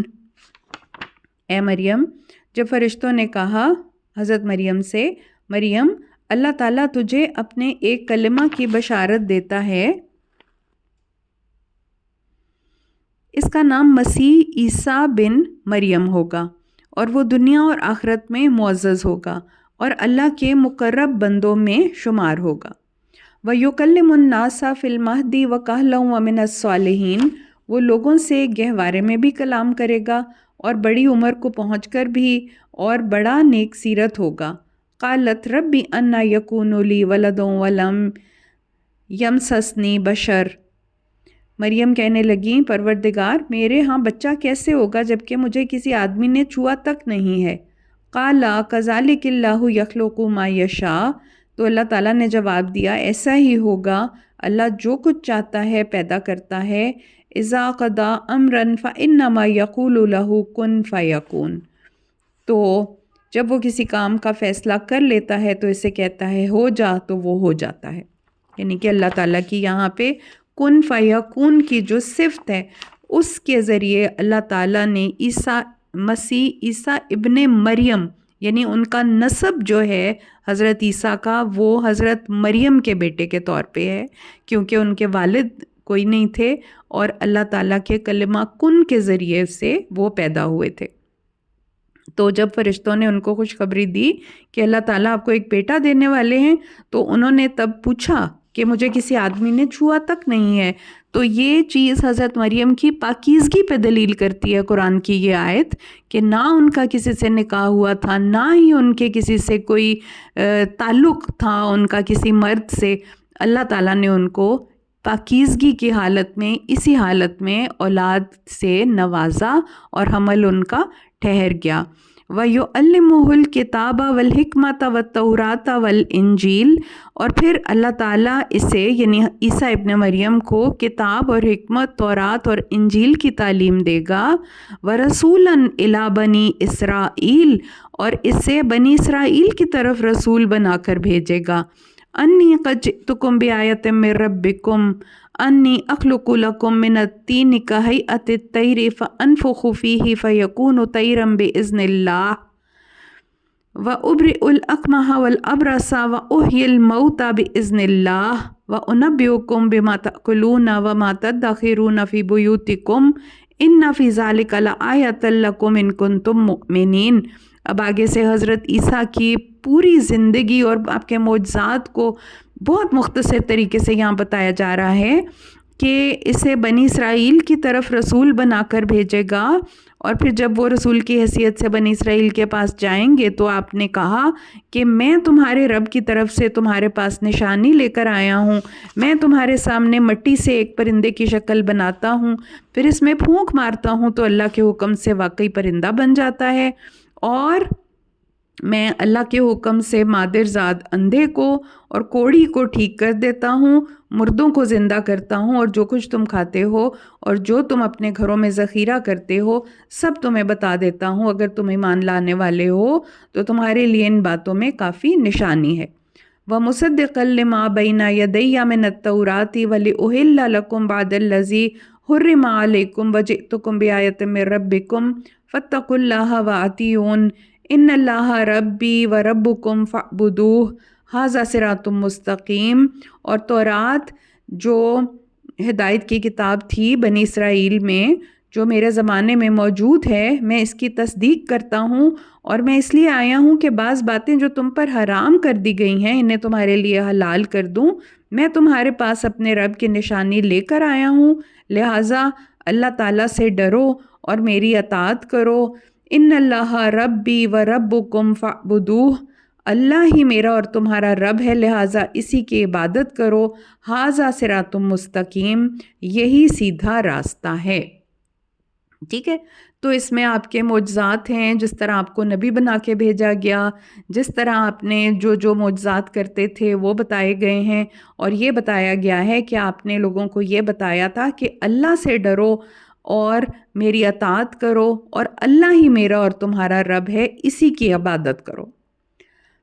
فَلَمَّا أَحَسَّ عِیسیٰ مِنْهُمُ الْكُفْرَ قَالَ مَنْ أَنصَارِی إِلَى اللَّهِ قَالَ الْحَوَارِیُّونَ نَحْنُ أَنصَارُ اللَّهِ آمَنَّا بِاللَّهِ وَاشْهَدْ بِأَنَّا مُسْلِمُونَ۔ جب عیسیٰ کو ان کے کفر اور انکار کا پتہ چل گیا تو کہنے لگے، کون ہے جو اللہ کے دین کے لیے میری مدد کرے گا؟ حواری کہنے لگے، ہم اللہ کے دین کے مددگار ہیں، ہم اللہ پر ایمان لاتے ہیں اور گواہ رہیے کہ ہم مسلمان ہیں، یعنی کہ ہم اللہ تعالیٰ کے فرما بردار ہیں۔ ربنا آمنا بما انزلت واتبعنا الرسول فاکتبنا مع الشاہدین، اے ہمارے رب جو کچھ تو نے نازل کیا ہے ہم نے اسے مان لیا اور رسول کی پیروی کی، لہٰذا ہمارا نام گواہی دینے والوں میں لکھ لے۔ یعنی کہ جب پھر انہوں نے بنی اسرائیل نے حکومت کی مدد سے حضرت عیسیٰ کو مارنے کا جو سزا دلوانے کا، قتل کی یعنی کہ موت کی سزا دلوانے کا فیصلہ کروا لیا، اور حضرت عیسیٰ کو محسوس ہو گیا کہ ان کی جان کو خطرہ ہے، تو پھر انہوں نے اپنے ساتھیوں سے پوچھا کہ کون ہے اللہ کی راہ میں میری مدد کرے گا؟ تو حواری کہنے لگے کہ ہم اللہ کی راہ میں ہم آپ کی مددگار بنیں گے۔ تو اس کے بعد پھر اگلی آیت ہے وَمَكَرُوا وَمَكَرَ اللَّهُ وَاللَّهُ خَيْرُ الْمَاكِرِينَ۔ اب بنی اسرائیل حضرت عیسیٰ کے خلاف خفیہ تدبیر کرنے لگے، جواب میں اللہ تعالیٰ نے ان کی تدبیر انہی پر لوٹا دی، اور اللہ سب سے بہتر تدبیر کرنے والا ہے۔ اِذْ قَالَ اللَّهُ يَا عِيسَىٰ إِنِّي مُتَوَفِّيكَ وَرَافِعُكَ إِلَيَّ وَمُطَهِّرُكَ مِنَ الَّذِينَ كَفَرُوا وَجَاعِلُ الَّذِينَ اتَّبَعُوكَ فَوْقَ الَّذِينَ كَفَرُوا إِلَى يَوْمِ الْقِيَامَةِ ثُمَّ إِلَيَّ مَرْجِعُكُمْ فَأَحْكُمُ بَيْنَكُمْ فِيمَا كُنتُمْ فِيهِ تَخْتَلِفُونَ۔ جب اللہ تعالیٰ نے حضرت عیسیٰ سے فرمایا عیسیٰ اب میں تجھے واپس لے لوں گا، تجھے اپنی طرف اٹھا لوں گا اور ان کافروں سے تجھے پاک کر دوں گا، اور جو لوگ تیری پیروی کریں گے انہیں تا قیامت ان کافروں پر غالب رکھوں گا۔ تم سب کو بالآخر میرے ہی پاس آنا ہے، تو میں تمہارے درمیان ان باتوں کا فیصلہ کروں گا جن میں تم اختلاف کر رہے ہو۔ فَأَمَّا الَّذِينَ كَفَرُوا فَأُعَذِّبُهُمْ عَذَابًا شَدِيدًا فِي الدُّنْيَا وَالْآخِرَةِ وَمَا لَهُم مِّن نَّاصِرِينَ۔ اور جن لوگوں نے کفر کیا ہے انہیں میں دنیا اور آخرت میں شدید سزا دوں گا، اور کوئی بھی ان کی مدد کرنے والا نہ ہوگا۔ وَأَمَّا الَّذِينَ آمَنُوا وَعَمِلُوا الصَّالِحَاتِ فَيُوَفِّيهِمْ أُجُورَهُمْ وَاللَّهُ لَا يُحِبُّ الظَّالِمِينَ۔ اور جو لوگ ایمان لائے اور انہوں نے نیک اچھے اعمال کیے انہیں ان کا پورا بدلہ دیا جائے گا، اور اللہ ظالموں کو پسند نہیں کرتا۔ ذَلِكَ نَتْلُوهُ عَلَيْكَ مِنَ الْآيَاتِ وَالذِّكْرِ الْحَكِيمِ۔ یہ آیات ذکر اور حکمت سے لبریز تذکرے ہیں جو ہم آپ کو پڑھ کر سناتے ہیں۔ إِنَّ مَثَلَ عِيسَىٰ عِندَ اللَّهِ كَمَثَلِ آدَمَ خَلَقَهُ مِن تُرَابٍ ثُمَّ قَالَ لَهُ كُن فَيَكُونُ۔ بلا شبہ اللہ کے نزدیک عیسیٰ کی مثال آدم جیسی ہے، جسے اللہ نے مٹی سے پیدا کیا، پھر اسے حکم دیا ہو جا تو وہ ہو گیا۔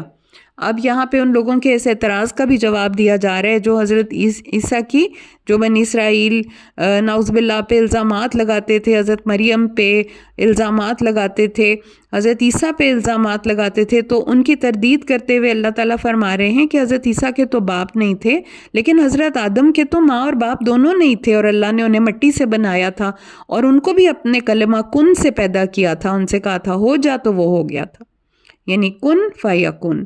الحق من ربک فلا تکن من الممترین۔ تمہارے رب کی طرف سے حق آ چکا ہے، لہٰذا شک کرنے والوں میں سے نہ ہونا۔ فمن حاجک فیہ من بعد ما جاءک من العلم فقل تعالوا ندعو ابناءنا وابناءکم ونساءنا ونساءکم وانفسنا وانفسکم ثم نبتہل فنجعل لعنت اللہ علی الکاذبین۔ پھر اگر کوئی شخص علم آ جانے کے بعد اس کے بارے میں آپ سے جھگڑا کرے تو آپ اسے کہہ دیجئے کہ آؤ ہم اور تم اپنے اپنے بچوں کو اور بیویوں کو بلا لیں، خود بھی حاضر ہو کر اللہ سے گڑ گڑا کر دعا کریں کہ جو جھوٹا ہو اس پر اللہ کی لعنت ہو۔ اِنَّ هَٰذَا لَهُوَ الْقَصَصُ الْحَقُّ۔ یہ واقعات بالکل سچے ہیں۔ وَمَا مِنْ إِلَٰهٍ إِلَّا اللَّهُ۔ اللہ کے سوا کوئی الہ نہیں۔ وَإِنَّ اللَّهَ لَهُوَ الْعَزِيزُ الْحَكِيمُ۔ اور اللہ ہی زبردست اور حکمت والا ہے۔ فَإِن تَوَلَّوْا فَإِنَّ اللَّهَ عَلِيمٌ بِالْمُفْسِدِينَ۔ اور اگر یہ نصارہ تمہارے مقابلے میں نہ آئیں تو اللہ ایسے مفسدوں کو خوب جانتا ہے۔ اب یہاں پہ یہ والی جو ساری آیات نازل ہوئی تھیں، عیسائیوں کا ایک وفد آپ صلی اللہ علیہ وآلہ وسلم کے پاس آیا تھا، اور آپ نے انہیں دین اسلام کی طرف دعوت دی، تو ان کے ساتھ ان کو حضرت عیسیٰ کے بارے میں یہ والی آیات اللہ تعالیٰ نے، یعنی کہ انہوں نے جب آپ صلی اللہ علیہ وآلہ وسلم سے سوالات پوچھے تو اللہ تعالیٰ نے بالکل سچ سارے واقعات رسول پاک کو وحی کر دیے، اور آپ نے یہ ساری آیات ان کو سنائیں، اور انہوں نے دل میں جان بھی لیا کہ واقعی یہ اللہ کے سچے نبی ہیں۔ اور پھر جب انہوں نے مزید اعتراض کیا، اسلام کے دائرے میں داخل ہونے سے انکار کیا، تو رسول پاک صلی اللہ علیہ وآلہ وسلم نے انہیں دعوت دی کہ ٹھیک ہے، پھر میدان میں آ جائیں، کھلے میدان میں آ جائیں اور اللہ سے دعا کریں، جو جھوٹا ہے اس پہ اللہ کی لعنت ہو۔ جس پہ ان کے عیسائیوں کے وفد میں جو ان کے راہب وغیرہ تھے، انہوں نے کہا کہ اگر یہ اللہ کا سچا نبی ہوا، جو کہ ہمیں لگ رہا ہے نشانیوں سے کہ یہ اللہ کے سچے نبی ہی ہیں، اور اگر یہ اللہ کے سچے نبی ہوئے اور اس طرح کی دعا کر دی تو نہ ہم بچیں گے، نہ ہماری نسلیں بچیں گی، تو بہتر یہ ہے کہ ان کے ساتھ معاہدہ کر کے، جزیہ دینے کا معاہدہ کر کے ہم یہاں سے نکل جائیں۔ تو پھر وہ چلے گئے تھے، انہوں نے ایسا نہیں کیا تھا۔ تو اللہ تعالیٰ اب آگے سے کہہ رہے ہیں کہ قُلْ يَا أَهْلَ الْكِتَابِ تَعَالَوْا إِلَىٰ كَلِمَةٍ سَوَاءٍ بَيْنَنَا وَبَيْنَكُمْ أَلَّا نَعْبُدَ إِلَّا اللَّهَ وَلَا نُشْرِكَ بِهِ شَيْئًا وَلَا يَتَّخِذَ بَعْضُنَا بَعْضًا أَرْبَابًا مِّن دُونِ اللَّهِ فَإِن تَوَلَّوْا فَقُولُوا اشْهَدُوا بِأَنَّا مُسْلِمُونَ۔ آپ ان سے کہیے، اے اہل کتاب، ایسی بات کی طرف آؤ جو ہمارے اور تمہارے درمیان یکساں مسلم ہے۔ یکساں مسلم مطلب ہم دونوں اس بات کو مانتے ہیں، اور وہ یہ ہے کہ اللہ کے سوا کسی کی عبادت نہ کریں، نہ کسی کو اس کا شریک بنائیں، نہ ہی ہم میں سے کوئی شخص اللہ کو چھوڑ کر کسی دوسرے کو رب بنائے، اور اگر وہ اس بات سے منہ موڑیں تو ان سے کہیے کہ گواہ رہو کہ ہم تو اس کے فرما بردار ہیں۔ اب ہم اگلی آیت کرتے ہیں، یا اہل الکتاب لما تحاجون فی ابراہیم وما انزلت التوراۃ والانجیل الا من بعدہ افلا تعقلون۔ اے اہل کتاب، تم کیوں ابراہیم علیہ السلام ان کے بارے میں جھگڑا کرتے ہو کہ وہ یہودی تھے یا عیسائی تھے، حالانکہ تورات اور انجیل تو نازل ہی ان کے بعد ہوئی تھیں؟ کیا تم اتنا بھی نہیں سوچتے؟ اب یہاں پہ یہ بتایا جا رہا ہے نا کہ ہر کوئی قوم جو تھی وہ حضرت ابراہیم سے تعلق جوڑنے میں بڑا فخر محسوس کرتی تھی، اور وہ کہتے تھے کہ وہ یہودی تھے، وہ کہتے تھے کہ وہ عیسائی تھے۔ تو اللہ تعالیٰ کہہ رہے ہیں کہ تورات اور انجیل تو حضرت ابراہیم کے کہیں بعد میں نازل ہوئی ہیں۔ ہاں انتم ہؤلاء حاججتم فی ما لکم بہ علم فلم تحاجون فی ما لیس لکم بہ علم واللہ یعلم وانتم لا تعلمون۔ تم وہ لوگ ہو جو ان باتوں میں جھگڑا کر چکے ہو جن کا تمہیں کچھ علم تھا، مگر ایسی باتوں میں کیوں جھگڑتے ہو جن کا تمہیں کچھ علم ہی نہیں؟ اللہ انہیں جانتا ہے، تم نہیں جانتے۔ ما کان ابراہیم یہودیوں ولا نصرانیوں ولکن کان حنیفا مسلما وما کان من المشرکین۔ حضرت ابراہیم نہ یہودی تھے نہ عیسائی، بلکہ سب سے ہٹ کر اللہ ہی کا حکم ماننے والے تھے، اور وہ مشرک بھی نہ تھے۔ یعنی کہ حضرت ابراہیم کو یہاں پہ اللہ تعالیٰ نے مسلم کہہ کے بلایا ہے، اور سب طرف سے کٹ کے، حنیفن کا مطلب ہوتا ہے سب طرف سے کٹ کے فوکس کرنے والے تھے اللہ تعالیٰ کی اطاعت پہ، اور اللہ تعالیٰ کے آگے سر جھکانے والے تھے۔ اِنَّ أَوْلَى النَّاسِ بِإِبْرَاهِيمَ الَّذِينَ اتَّبَعُوهُ وَهَٰذَا النَّبِيُّ وَالَّذِينَ آمَنُوا وَاللَّهُ وَلِيُّ الْمُؤْمِنِينَ۔ اور آگے سے بڑی پیاری آیت آ رہی ہے کہ حضرت ابراہیم سے قریب تر تو وہ لوگ تھے جنہوں نے ان کی پیروی کی، اور یہ نبی اور اس پر ایمان لانے والے، اور اللہ تعالیٰ ایمان لانے والوں کا ہی حامی و مددگار ہے۔ یعنی کہ یہ نبی حضرت محمد صلی اللہ علیہ وسلم پر آپ پہ ایمان لانے والے، تو اللہ تعالیٰ یہاں پہ ہمیں حضرت ابراہیم کے زیادہ قریب کہہ رہے ہیں کہ حضرت ابراہیم کے قریب تو وہ لوگ تھے جو ان پہ ایمان اس وقت لائے تھے جب وہ تھے، اور پھر یہ نبی حضرت محمد صلی اللہ علیہ وسلم، اور وہ لوگ جو آپ پر ایمان لانے والے ہیں، یعنی کہ امت مسلمہ۔ کیونکہ ہمارا جو درود شریف ہے، ہم درود ابراہیمی میں ہم حضرت محمد صلی اللہ علیہ وسلم کے ساتھ ساتھ ہم حضرت ابراہیم کا بھی ذکر کرتے ہیں اور آپ پہ بھیجتے ہیں درود۔ تو اب اگلی آیت ہم کرتے ہیں، وَدَّتْ طَائِفَةٌ مِّنْ أَهْلِ الْكِتَابِ لَوْ يُضِلُّونَكُمْ وَمَا يُضِلُّونَ إِلَّا أَنفُسَهُمْ وَمَا يَشْعُرُونَ۔ اہل کتاب میں سے کچھ لوگ چاہتے ہیں کہ آپ لوگوں کو گمراہ کر دیں، حالانکہ وہ اپنے آپ کو ہی گمراہ کر رہے ہیں، اور انہیں اس بات کی سمجھ نہیں آ رہی۔ یا اہل الکتابی لما تکفرون بآیات اللہ وانتم تشہدون، اے اہل کتاب تم اللہ تعالیٰ کی ان آیات کا کیوں انکار کرتے ہو جن کی تم خود گواہی دیتے ہو۔ یا اہل الکتابی لما تلبسون الحق بالباطل وتکتمون الحق وانتم تعلمون، اے اہل کتاب تم حق اور باطل کی آمیزش کیوں کرتے ہو اور جانتے بوجھتے سچی بات کو کیوں چھپا جاتے ہو۔ وقالت طائفۃ من اہل الکتاب آمنوا بالذی انزل علی الذین آمنوا وجہ النہار واکفروا آخرہ لعلہم یرجعون۔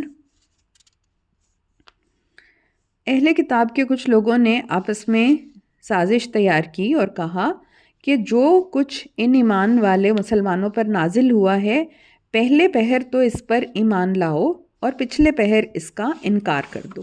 یعنی کہ یہ بھی ایک اسکیم تھی جو انہوں نے تیار کی تھی کہ مسلمانوں کی مجلس میں جا کے بیٹھو اور آپ صلی اللہ علیہ وآلہ وسلم پر ایمان لے کے آؤ، آپ وہی پہ ایمان لے کے آؤ دن کے پہلے حصے میں، اور پھر جا کے شام کو اس سے مکر جاؤ اور مرتد ہو جاؤ اور دوبارہ کو کہ ہم پھر رہے ہیں اسلام سے۔ اس طرح کیا ہے کہ جو دوسرے سچے مسلمان ہیں ان کا بھی دل برا ہوگا اور وہ بھی ان کا جو موریل ہے وہ ڈاؤن ہوگا اور وہ بھی شک اور شبے میں پڑ جائیں گے کہ یہ اہل کتاب اگر اس چیز کو نہیں مان رہے تو پھر کیا واقعی کہ یہ چیز صحیح ہے، ان کے دلوں میں شبہ پیدا ہوگا۔ وَلَا تُؤْمِنُوا إِلَّا لِمَنْ تَبِعَ دِينَكُمْ قُلْ إِنَّ الْهُدَىٰ هُدَى اللَّهِ أَن يُؤْتَىٰ أَحَدٌ مِثْلَ مَا أُوتِيتُمْ أَوْ يُحَاجُّوكُمْ عِندَ رَبِّكُمْ قُلْ إِنَّ الْفَضْلَ بِيَدِ اللَّهِ يُؤْتِيهِ مَن يَشَاءُ وَاللَّهُ وَاسِعٌ عَلِيمٌ۔ اور وہ یہ بھی کہتے ہیں کہ اپنے مذہب کے سوا کسی کی بات کا اعتبار نہ کرو۔ آپ کہیے کہ ہدایت تو وہ ہے جو اللہ کی ہے، وہ کسی دوسرے کو بھی وہی کچھ دے دے جو تمہیں دیا ہے۔ ہدایت تو وہ ہے جس سے وہ تمہارے رب کے حضور تم پر حجت قائم کر سکیں، اور فضل و شرف تو اللہ ہی کے اختیار میں ہے، وہ جسے چاہے دے، کیونکہ وہ بڑا وسیع ہے اور سب کچھ وسیع النظر ہے، سب کچھ جاننے والا ہے۔ یختص برحمتہ من یشاء واللہ ذو الفضل العظیم، اور اللہ تعالیٰ جسے چاہے اپنی رحمت سے مخصوص کر لے، وہ بڑے فضل کا مالک ہے۔ وَمِنْ أَهْلِ الْكِتَابِ مَنْ إِنْ تَأْمَنْهُ بِقِنْطَارٍ يُؤَدِّهِ إِلَيْكَ وَمِنْهُمْ مَنْ إِنْ تَأْمَنْهُ بِدِينَارٍ لَا يُؤَدِّهِ إِلَيْكَ إِلَّا مَا دُمْتَ عَلَيْهِ قَائِمًا ذَلِكَ بِأَنَّهُمْ قَالُوا لَيْسَ عَلَيْنَا فِي الْأُمِّيِّينَ سَبِيلٌ وَيَقُولُونَ عَلَى اللَّهِ الْكَذِبَ وَهُمْ يَعْلَمُونَ۔ اہل کتاب میں سے تو کچھ ایسے ہیں اگر آپ ان پہ اعتماد کرتے ہوئے ایک خزانہ بھر مال بھی انہیں دے دیں تو وہ آپ کو واپس کر دیں گے، کچھ ایسے ہیں کہ اگر آپ ایک دینار بھی انہیں دے بیٹھیں تو وہ ادا نہ کریں گے یہاں تک کہ تم ان کے سر پہ سوار رہو، جس کی وجہ یہ ہے کہ وہ کہتے ہیں کہ ان پڑھوں یعنی امیین یا غیر یہود کے بارے میں ان پر کوئی گرفت نہ ہوگی۔ یہ لوگ دیدہ دانستہ اللہ تعالیٰ کی طرف جھوٹی باتیں منسوب کر رہے ہیں۔ اب یہودیوں کے اخلاق میں جو ایک برائی تھی وہ مال کی محبت کی وجہ سے بھی تھی، جس کی وجہ سے امانتوں میں خیانت کرتے تھے، یا غیر یہود کے بارے میں انہوں نے اپنا نظریہ بنایا تھا کہ کسی غیر یہود کو ہم دھوکہ بھی دے دیں گے، ان کا مال بھی ہڑپ کر جائیں گے کسی غلط طریقے سے تو وہ ہمارے لیے جائز ہے۔ اور یہ چیز انہوں نے خود اپنی کتاب میں لکھی تھی، اپنے دین میں یہ خود انہوں نے یہ چیز بنائی تھی، افتراء کی ہوئی تھی، ایڈیشن کیا ہوا تھا، جن کے بارے میں اللہ تعالیٰ بتا رہے ہیں بلا من اوفی بعہدہ واتقی فإن اللہ یحب المتقین۔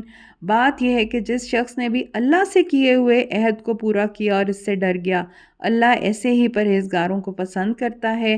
ان الذین یشترون بعہد اللہ وایمانہم ثمنا قلیلا اولئک لا خلاق لهم فی الآخرۃ ولا یکلمہم اللہ ولا ینظر الیہم یوم القیامۃ ولا یزکیہم وَلَهُمْ عَذَابٌ علیم۔ لیکن جو لوگ اللہ کے عہد کو اور اپنی قسموں کو تھوڑی سی قیمت کے عوض بیچ ڈالیں، ان کا ان آخرت میں کوئی حصہ نہیں۔ قیامت کے دن اللہ تعالیٰ نہ تو ایسے لوگوں سے کلام کرے گا، نہ ان کی طرف دیکھے گا، نہ انہیں گناہوں سے پاک کرے گا، اور انہیں دکھ دینے والا عذاب ہوگا۔ وَإِنَّ مِنْهُمْ لَفَرِيقًا يَلْوُونَ أَلْسِنَتَهُمْ بِالْكِتَابِ لِتَحْسَبُوهُ مِنَ الْكِتَابِ وَمَا هُوَ مِنَ الْكِتَابِ وَيَقُولُونَ هُوَ مِنْ عِنْدِ اللَّهِ وَمَا هُوَ مِنْ عِنْدِ اللَّهِ وَيَقُولُونَ عَلَى اللَّهِ الْكَذِبَ وَهُمْ يَعْلَمُونَ۔ اہل کتاب میں کچھ لوگ ایسے ہیں جو تورات پڑھتے وقت اپنی زبانوں کو ایسے موڑ دیتے ہیں یا ایسے لہجے میں ادا کرتے ہیں کہ تم اسے تورات کا ہی ایک حصہ سمجھو، حالانکہ وہ تورات کی عبارت نہیں ہوتی۔ وہ کہتے ہیں کہ یہ اللہ کی طرف سے نازل شدہ ہے، حالانکہ وہ عبارت اللہ کی طرف سے نازل شدہ نہیں ہوتی۔ اور یہ لوگ اللہ تعالیٰ کی سے دیدہ دانستہ جھوٹی باتیں منسوب کرتے ہیں۔ کسی شخص کا ما کان لبشر ان یؤتیہ اللہ الکتاب والحکم والنبوۃ ثم یقول للناس کونوا عبادا لی من دون اللہ ولکن کونوا ربانیین بما کنتم تعلمون الکتاب وبما کنتم تدرسون۔ یہ لوگ دیدہ دانستہ جھوٹی باتیں اللہ کی طرف منسوب کرتے ہیں۔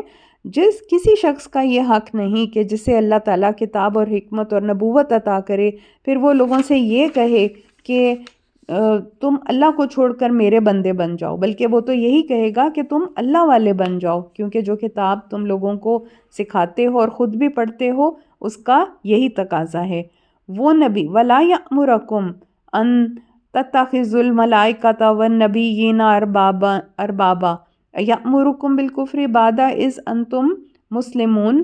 وہ نبی کبھی تمہیں یہ نہ کہے گا کہ تم فرشتوں اور نبیوں کو ہی رب بنا لو، بھلا وہ تمہیں مسلمان ہونے کے بعد کفر کا حکم کیسے دے سکتا ہے؟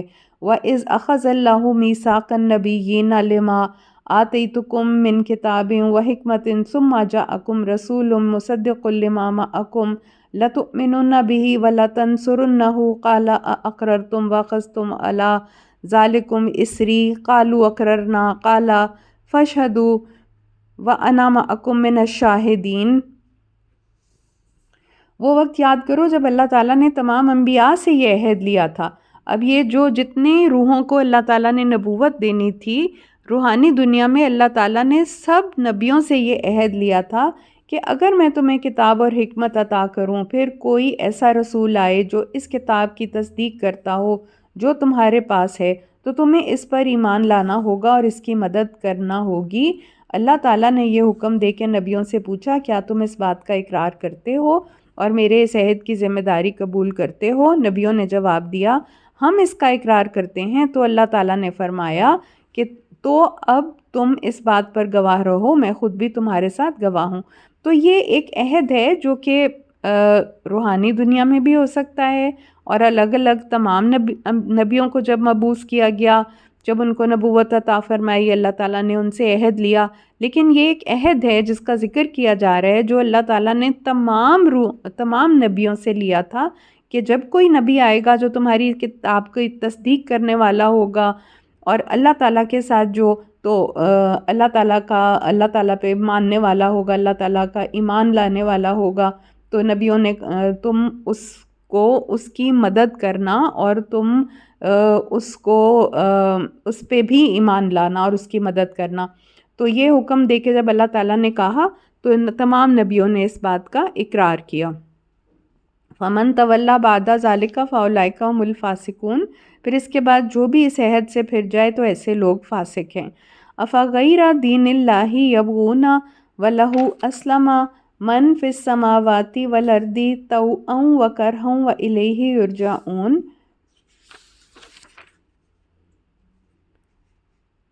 کیا یہ لوگ اللہ کے دین کے سوا کوئی اور دین چاہتے ہیں، حالانکہ آسمانوں اور زمین میں جو کچھ بھی موجود ہے سب چاروں ناچار اسی کے تابع فرمان ہے اور سب کو اسی کی طرف پلٹنا ہے۔ قُلْ آمَنَّا بِاللَّهِ وَمَا أُنزِلَ إِلَيْنَا وَمَا أُنزِلَ عَلَىٰ إِبْرَاهِيمَ وَإِسْمَاعِيلَ وَإِسْحَاقَ وَيَعْقُوبَ وَالْأَسْبَاطِ وَمَا أُوتِيَ مُوسَىٰ وَعِيسَىٰ وَالنَّبِيُّونَ مِن رَّبِّهِمْ لَا نُفَرِّقُ بَيْنَ أَحَدٍ مِّنْهُمْ وَنَحْنُ لَهُ مُسْلِمُونَ۔ آپ ان سے کہہ دیجئے، ہم اللہ پر اور اس چیز پر ایمان لاتے ہیں جو ہم پر اتاری گئی، اور اس پر بھی جو حضرت ابراہیم، اسماعیل، اسحاق، یعقوب اور ان کی اولاد پر نازل ہوئیں، اور ان کتابوں پر بھی جو حضرت موسیٰ، عیسیٰ اور دوسرے پیغمبروں کو ان کے رب کی طرف سے دی گئیں۔ ہم ان کے درمیان کچھ فرق نہیں کرتے، ہم اسی کے تابع فرمان ہیں۔ وَمَن يَبْتَغِ غَيْرَ الْإِسْلَامِ دِينًا فَلَن يُقْبَلَ مِنْهُ وَهُوَ فِي الْآخِرَةِ مِنَ الْخَاسِرِينَ۔ اور جو شخص اسلام کے سوا کوئی اور دین چاہے تو اس سے ہرگز قبول نہ کیا جائے گا اور وہ آخرت میں نقصان اٹھانے والوں میں سے ہوگا۔ کیف یہدی اللہ قوما کفروا بعد ایمانہم وشہدوا ان الرسول حق وجاءہم البینات واللہ لا یہدی القوم الظالمین۔ ایسے لوگوں کو اللہ کیوں کر ہدایت دے سکتا ہے جنہوں نے ایمان لانے کے بعد کفر اختیار کیا، حالانکہ وہ خود گواہی دے چکے ہیں کہ یہ رسول حق پر ہے اور ان کے پاس اس بات کے واضح دلائل بھی آ چکے ہیں، اور اللہ تعالیٰ ناانصاف لوگوں کو ہدایت نہیں دیا کرتا۔ اولئک جزاؤہم ان علیہم لعنت اللہ والملائکۃ والناس اجمعین۔ ایسے لوگوں کا بدلہ یہی ہو سکتا ہے کہ ان پر اللہ کی بھی لعنت ہو اور فرشتوں کی بھی اور سب لوگوں کی بھی، خالدین فیہا، وہ اس عذاب میں ہمیشہ مبتلا رہیں گے، لا یخفف عنہم العذاب ولا ہم ینظرون، نہ ان سے یہ عذاب ہلکا کیا جائے گا، نہ انہیں مہلت دی جائے گی، الا الذین تابوا من بعد ذلک واصلحوا فان اللہ غفور رحیم۔ ہاں، اس کے بعد جن لوگوں نے توبہ کر لی، اپنی اصلاح کر لی، وہ اس سے بچ سکتے ہیں کیونکہ اللہ تعالیٰ بہت بخشنے والا اور رحم کرنے والا ہے۔ ان الذین کفروا بعد ایمانہم ثم ازدادوا کفرا لن تقبل توبتہم واولئک ھم الضالون۔ جن لوگوں نے ایمان لانے کے بعد کفر اختیار کیا پھر اس کفر میں بڑھتے ہی چلے گئے تو ان کی توبہ ہرگز قبول نہ کی جائے گی۔ ان الذین کفروا وماتوا وهم کفار فلن يقبل من احدهم ملء الارض ذهبا ولو افتدى به اولئک لهم عذاب علیم وما لهم من ناصرین۔ اور در حقیقتاً ایسے ہی لوگ گمراہ ہیں، اور جو لوگ کافر ہوئے پھر کفر ہی کی حالت میں مر گئے، اگر وہ زمین بھر سونا بھی دے کر خود چھوٹ جو نہ چاہیں تو ان سے ہرگز قبول نہ کیا جائے گا۔ یہی لوگ ہیں جنہیں دکھ دینے والا عذاب ہوگا اور ان کا کوئی مددگار بھی نہ ہوگا۔ تو یہاں پہ ہمارا تیسرا پارہ مکمل ہو گیا۔ اللہ تعالیٰ قبول فرمائے۔ ربنا تقبل منا انک انت السمیع العلیم وتب علینا انک انت التواب الرحیم، وآخر دعوانا ان الحمد للہ رب العالمین۔ سبحانک اللہم وبحمدک، نشہد ان لا الہ الا انت، نستغفرک ونتوب الیک۔ السلام علیکم ورحمۃ اللہ وبرکاتہ۔